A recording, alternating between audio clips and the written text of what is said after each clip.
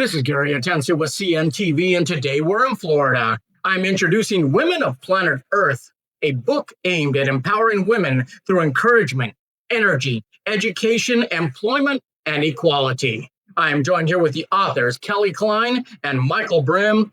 Guys, thanks so much for joining us here today. I'm going to start off a little with you, Michael. A biologist, retired from the U.S. Fish and Wildlife Service in Panama City, Florida. Given your diverse background in science, nonprofit work, and now writing, what ultimately motivated you to become a writer? To become a writer, just a desire for artistic expression. And I got involved in a short story that led into a trilogy. We're talking about inspiration, an area of creativity. Kelley, after 2 years of work, this book is finally hitting the publishing stage, the offering stage. Tell us about, first of all, the autobiography that inspired this book and other books that really kind of led to this. The autobiography? Well, the inspiration that really kicked us to the finish line was Barbara Streisand's book, her autobiography, My Name is Barbara. No other book emphasizes and encourages empowerment like that lady did. So this was obviously something. Was this a book you both had read, or one of you read and then shared it with the other? It's a 900-page autobiography that I read 3 times. And I'm currently reading. But to add to your point, my passion is empowering young women. I'm a psychologist and neuroscientist. I went to SUNY Stony Brook, like my colleague. We've both written books separately on paranormal fiction, but we both feel very strongly that women of all ages and all cultures across the globe really could use a resource to help them, show them the options that they have in their life. It literally is my passion to do everything I can to empower women to live their best lives. Excellent. Kelley, what was the driving force, would you say, behind writing Women of Planet Earth? And what specific gap maybe in existing literature on women's empowerment that maybe you're kind of aiming to fill in for? My motivation, I don't feel there's a resource out there quite like the one we've written, because our goal is to provide women with as many options as they can. Again, any age. It doesn't matter whether you're in your 60s or 20, looking into life's goals, whether it is that you want a relationship, whether it is that you want a career of a given type, and how you want to take that. In other words, what is in your best alignment? So that was my passion, to try to provide a source for that. And how our book differs from others, I think because our focus is on everything that we can to do to enable women to learn the tools and the resources they need to put their lives in alignment and to make themselves the center of their lives as opposed to other people. So really a focus on alignment. Kelley, the title suggests a global perspective. Was there research you conducted to ensure the book's message is inclusive as well as it resonates with women from diverse cultures and backgrounds? Really a worldwide demographic, would you say? It is a worldwide demographic, but I would have to say that we acknowledge that it is somewhat written from a Western perspective. However, we are very open to receiving feedback from women of other nations to see what we can do to make this book even more inclusive of their situations, the challenges they face. And if there are challenges we have not addressed, we are more than happy to update this book every so many years so that we stay on top of the current trends to be as supportive of women as possible. I mean, go ahead. Go ahead, And Michael. Gary, if I could add something to that, the point is that we live in a patriarchal society. Men have been running it for a long time. And we talk about alternative energy sources, and our women need to have every opportunity they can through empowerment to reach their full potential. Doesn't matter where they are or what age. You're talking about, we look at energy alternatives. We look at so many alternatives out there. The women of today is an alternative when it comes to leading, when it comes to taking new paths and new choices. Michael, can you maybe share a story or even a favorite chapter from the book that you believe best exemplifies maybe the core message of empowerment that you're trying to convey? I can go back to some actual examples in my life that motivated me, and they were two women who made poor choices because they did not have enough confidence and self-respect. They married the wrong people because they just didn't believe in themselves.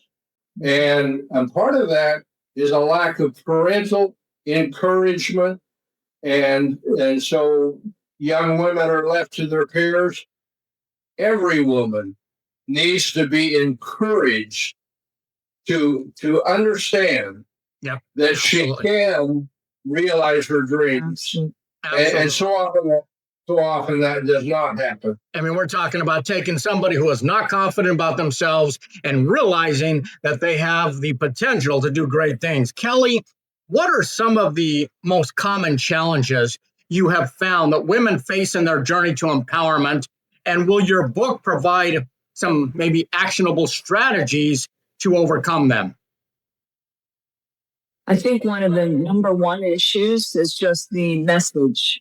Getting the message out there to young women of all ages, again, all cultures, that that their lives can be more than the message they've currently been given, which means that they can think about what are their goals, what are their passions, what is it about their lives that they want to focus on and center? And we will be coming up with exercises in the book and strategies to help women really open up and look into these sources to support them. Really open up. So Michael, let me ask you this. Do you believe there are misconceptions maybe that people have about women empowerment? I mean, does your book challenge any of those notions? You bet. It does challenge many of those notions head on. And we talk directly to each individual reader. That's what our aim is. And the concepts of equality are something that has to be understood. The need for a maximum education is critical, but encouragement, education is critical. I mean, that's one of the reasons I put a show out there. That's one of the reasons you guys are writing a book about it.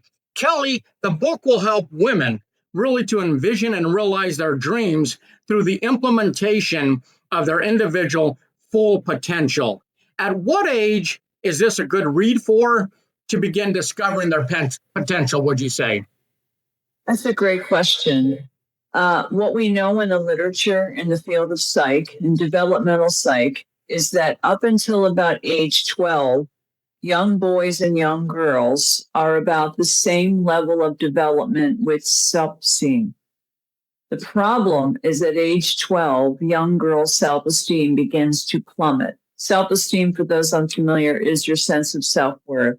A lot of that has to do with the horrendous images and negative stereotypes out there in the community of what women, young girls, are fed, and those are the stereotypes and those are the actions that she should aspire Absolutely. to, and they're problematic. Every parent out there experiences this. My younger girls who are 3 or 4 years old, 5 years old, they'll conquer the world. By the time they get to about 12 or 13, a lot of those dreams have been kicked out of them. They no longer believe they're able to do what they want. Kelley, a topic discussed is choosing the best partner if a woman desires a long-term relationship. So this is gender non-specific mating. Is that correct? Can you explain what that kind of means for the viewer? I can a little bit, and I can also emphasize that one of those books we were going to preface was Dr. David Buss's The Evolution. It's an evolutionary psychology text, and he's written The Evolution of Desire. In these resources, we see that men and women have often different strategies with regard to society, how they develop, how they thrive. What we believe is going on is young women, so young girls in their 12, 13, 14, and then up, those are the ages when young girls receive these messages that they're less than, they're less capable. You got to catch them. You have to catch them while they're still young enough, early. And they're a sponge, and they take all this in. Michael, the book reveals to women really many options: single life, marriage, not gender specific, and also parenting. Do you hope the takeaway for readers will really be encouragement to choose their own life path? Absolutely. And it starts early, but this book is aimed at any age of women. There are women who are widowers who want to know what they can do with their life. And there are still options. And if they understand those options, they can live the fullest life possible, even if they are 60 or 70. So the demographic is wide, the age group is wide, but we're talking on a reader by reader basis. And two of the books that were very important I wanted to just acknowledge was, number one, Dr. Stephen Covey's book, The 7 Habits of Highly Effective People. And number two, The Myth of Normalcy by Dr. Gabor Mate. And those two books, and the one that Kelley referred to, and Barbara's book, we're dedicating this book to Barbara Streisand, by the way. I have read both of those books myself. The only one I haven't read is the Barbara Streisand, but I'm going to probably have to look at that now. You guys encouraged me to do that. Kelley, if a woman could take away just one central message from women of the planet Earth, what would you hope it would be? I would hope it would be that she would feel absolutely empowered and encouraged to pursue whatever her goals, passions, and dreams are. And I would hope it would be one in which she would feel absolutely confident, strong in herself, and really aligned with what is in the best, I would say, the best alignment for her in terms of her dreams and her goals. I'd like to see a woman walk away from this feeling really encouraged and inspired. More than anything, we want to inspire women to live their best lives. So not only inspired, but really encouraged. Michael, what is your hope for the impact of this book, and what kind of change do you hope to see in the world after readers engage in those 26 chapters, really? I hope to see a change that simply is a recognition that we tap that resource of women and empower them to be everything that they can be. And Gary will provide at the end of the program some contact information, an email address, and a P.O. box. because we would like to hear from readers and hear from people who are interested, and we'll provide that at the very end. Yeah, absolutely. Throughout the whole program, we've been putting your contact information on the bottom of the screen so people can reach out to you, give you some feedback as well. This last question is really for both of you. Kelley, you're first. As an author, what was the most challenging aspects of writing this book, and what was the most rewarding? The most challenging is I'm finishing the safety chapter. Safety chapters. It doesn't sound that exciting, but it's actually critically important, because in the safety chapter we're discussing the potential for assault, SA, and other kinds of crimes, and we want to make women aware of their surroundings. Be aware, know what's going on. The world is a little different for women than it is for men, and we have to behoove ourselves to be aware and available of those resources and opportunities. And my goal would be, of course, that I really want women to feel that they can pursue the careers and dreams that they want, not what their family or other people want for them. Yeah, Michael, go ahead and tell me, what was, for yourself, what was the most challenging and what was the most rewarding? The most challenging was that this is such a complex job to address. And we had to make sure that we looked into every consideration and every option for those. So that was the biggest challenge. My greatest hope is that through word of mouth and through the quality of this book, we can change the life of at least one woman, just one person, to reach their full maximum potential. Well, I can tell you right now, I know you guys have covered every base, honestly. With 26 chapters, I have sat down with many authors on women empowerment, men empowerment, everything across the board, just to include a chapter on safety. I mean, it's pretty impressive. That's something most people wouldn't even touch. Most people don't think maybe is important, but honestly, we can't just look at the field of roses and be inspired. We have to look that there are many weeds out there. There are many problems out there and challenges along that path, so that we can enjoy that field of roses and basically potential that you are offering women out there. Many choices. I have to applaud both you. That's fantastic. Viewers listening to the bottom of the screen, that is Women of Planet Earth, empowering women through encouragement, energy, education, examples, employment, and equality. This is Gary Atencio with CNTV, and if you don't know, now you know.